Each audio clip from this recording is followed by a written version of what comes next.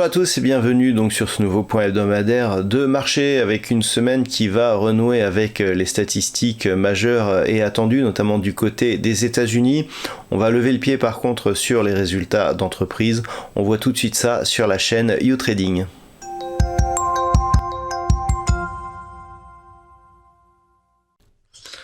Voici donc ce qu'il faut savoir pour cette semaine qui débute le lundi 13 février 2023. Et nous allons commencer tout doucement puisque lundi, il n'y aura aucune statistique majeure. Nous aurons toutefois les résultats de l'entreprise Michelin. Mardi sera une journée où il y aura potentiellement de la tension.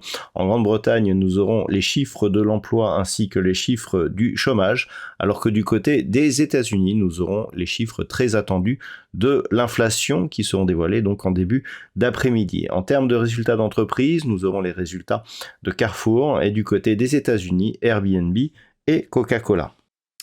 Mercredi, en Grande-Bretagne, nous aurons là aussi des chiffres de l'inflation. Du côté des États-Unis, nous aurons les ventes au détail et les stocks de pétrole brut. Du côté de l'Europe, eh bien, nous aurons dans l'après-midi une intervention de Christine Lagarde. En termes de résultats, nous aurons les chiffres de Kering.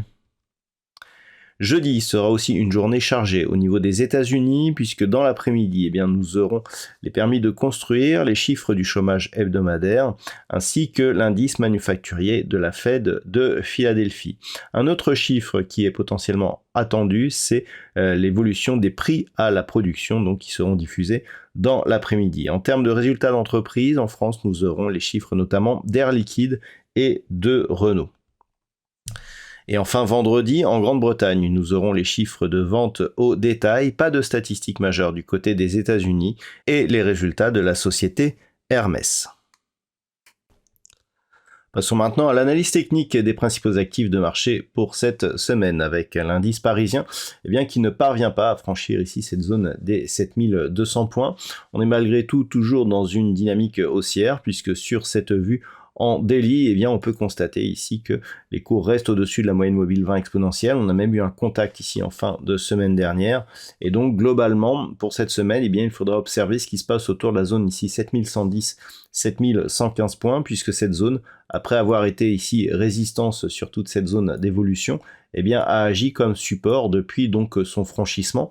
Donc tant que l'on est dans cette configuration autour de cette zone des 7115 points, on peut considérer que malgré la phase de consolidation horizontale que nous subissons actuellement, la tendance de fond reste orientée à la hausse, mais il faudrait valider ici par une cassure de cette zone 7200-7230 pour continuer à alimenter donc cette dynamique haussière. En cas de rupture, on pourrait définir comme objectif les points hauts qui avaient été définis en janvier dernier, proches des 7380 points. Sur le DAX, nous sommes là aussi dans une phase de consolidation horizontale, avec cette zone des 15 290 points qui, après avoir été résistance ici, est devenue support. Tant que cette zone n'est pas franchie de manière durable à la baisse, on peut considérer que malgré cette phase de consolidation horizontale, le DAX se trouve toujours dans une dynamique haussière. Donc 15 290 est vraiment le niveau à surveiller. Tant que les cours restent ici au-dessus de cette zone, on peut continuer à viser une poursuite en direction des 15 800 points sur l'indice allemand. Au niveau du S&P 500, il y avait une attente ici sur cette zone des 4165 points. Ce niveau, qui est un niveau de résistance majeur, aurait pu, en cas de franchissement, définitivement confirmer la réorientation haussière ici de la tendance court terme. Nous sommes sur une évolution ici avec deux zones de points bas qui sont plutôt ascendantes. Il faudrait une cassure ici de ce précédent point haut significatif d'une manière beaucoup plus forte pour confirmer justement la continuité de ce mouvement. Un retour sur la zone ici des 4318 points, point haut ici que nous avions eu l'été dernier, serait un bon signal, mais une cassure de cette zone validerait totalement la réorientation donc de l'indice élargi des valeurs américaines d'une manière plus pérenne. Donc on attend un éventuel test ici sur cette zone des 4165 points. Il faudrait repasser sous la zone des 3900 points pour totalement invalider cette possible reprise haussière.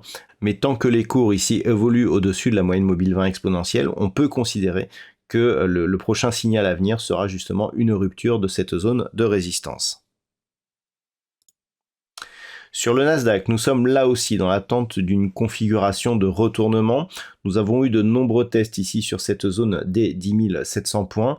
La rupture de la zone des 11 556 points nous a donné un premier signal, mais c'est surtout ici la cassure de cette zone intermédiaire de points hauts qui se situe à 12 100 points, qui est en train de nous donner un signal plutôt positif. Surtout si l'on considère que cette zone des 12 100 points est quasiment le support de la phase de consolidation actuelle, il va falloir surveiller cette zone puisque elle coïncide avec la future évolution de la moyenne mobile 20 exponentielle et vu l'impulsion haussière que nous avons connue ici qui est venue mourir sur la zone majeure des 12 900 points, tant que l'on reste au-dessus de cette zone et donc au-dessus de la moyenne mobile 20 exponentielle, la dynamique reste haussière. On peut très bien ici se situer dans une phase de consolidation qui vient tester une ancienne zone de résistance, la moyenne mobile 20 exponentielle. Si par la suite on revient ici sur cette zone des 12 900 points, on sera clairement sur une reprise haussière qui, en cas de rupture ici de ce point haut significatif, qui se situe sur des niveaux proches des 13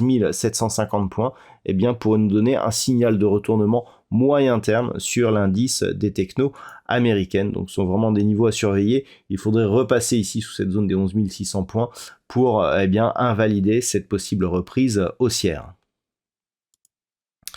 Passons maintenant aux matières premières avec un pétrole brut WTI dont les niveaux horizontaux ici ont été repositionnés avec un support donc sur la zone des 73 $ le baril et une résistance ici sur la zone des 82.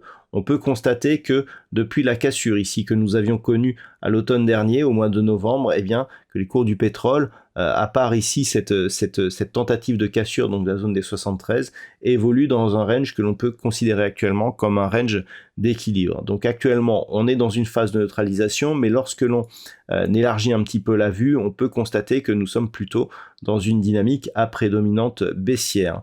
Donc tant que l'on ne repasse pas ici au-dessus des 82 $ le baril, on peut considérer que nous sommes dans une phase de consolidation horizontale, dont une rupture ici de la zone des 73 pourrait nous refaire partir dans une dynamique baissière avec comme objectif la zone ici des 66,50 $ le baril qui avait été un point bas ici lors de cette phase de cotation en fin de l'année 2021. Donc pour l'instant, neutralisation au sein d'une tendance de fond qui reste orientée à la baisse. Attention donc à une rupture des 73. Par contre, on commencerait à pouvoir observer un retournement de tendance majeure en cas de rupture ici à la hausse de la zone des 82 $ le baril.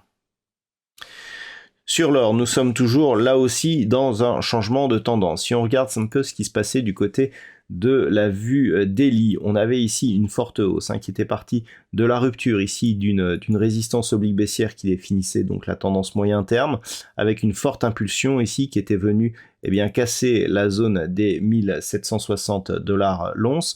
Ensuite, on s'était appuyé ici sur la moyenne mobile 20 exponentielle qui avait donné de nombreux points de contact justement pour confirmer la validité de la poursuite de ce mouvement.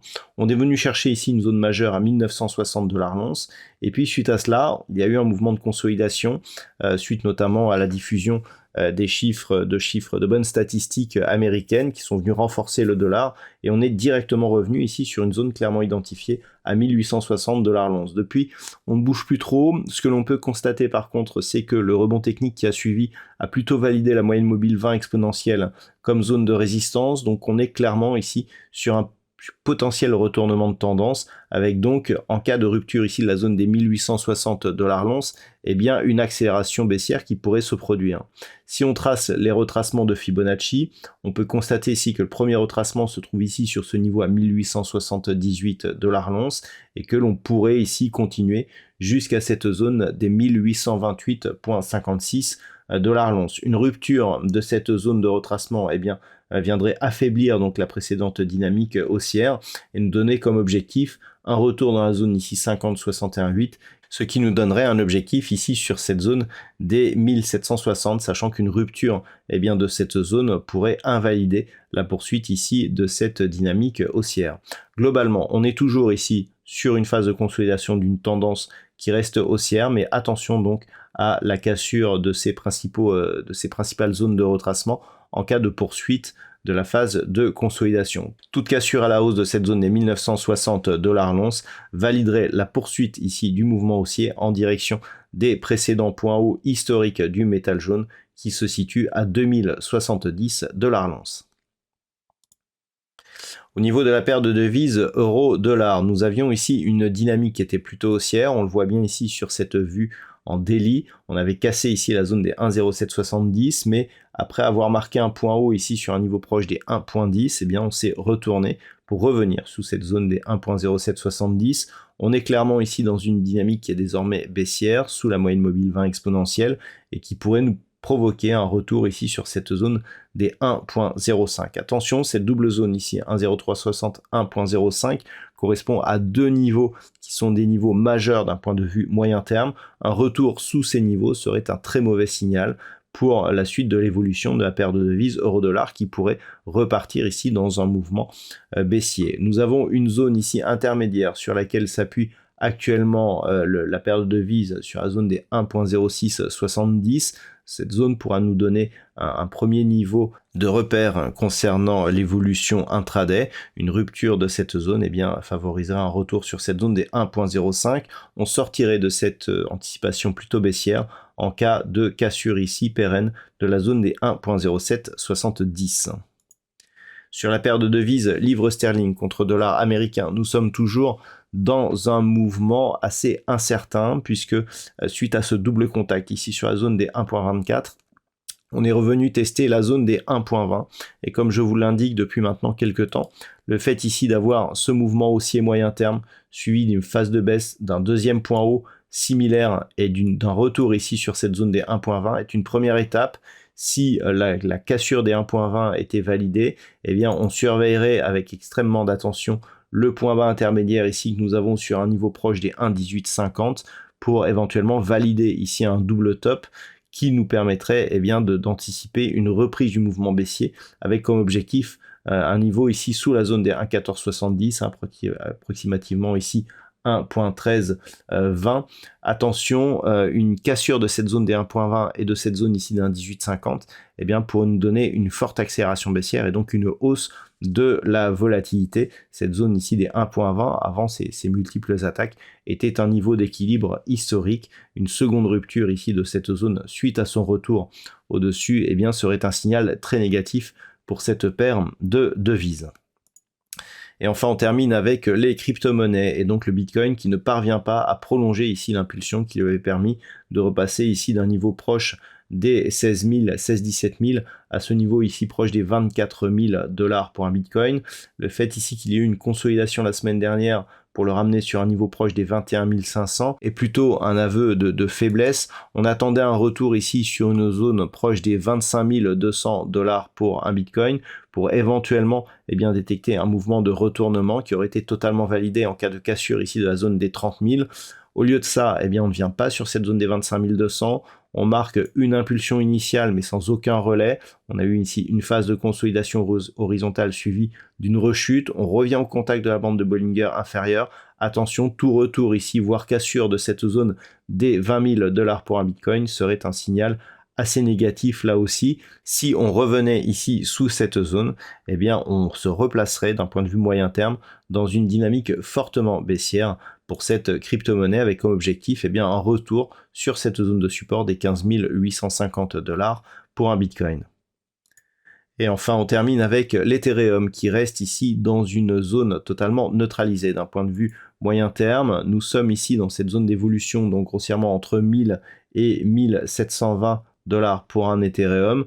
On a une zone médiane ici autour des 1335 et globalement, eh bien, on est venu récemment chercher ici cette zone de résistance sans parvenir à la casser. Là, nous avons un mouvement de changement de tendance court terme puisque les cours repassent sous la moyenne mobile et viennent marquer un contact ici sur la bande de Bollinger inférieure. Donc pour l'instant, on est toujours dans la partie supérieure du range.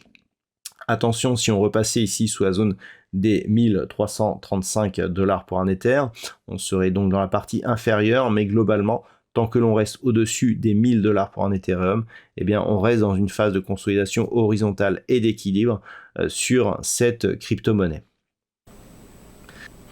Voilà donc ce que l'on peut dire sur ce point hebdomadaire. Je vous souhaite de passer une très bonne semaine de trading. On se retrouve dès lundi prochain pour un nouveau point hebdomadaire de marché, toujours sur la chaîne youtrading.fr.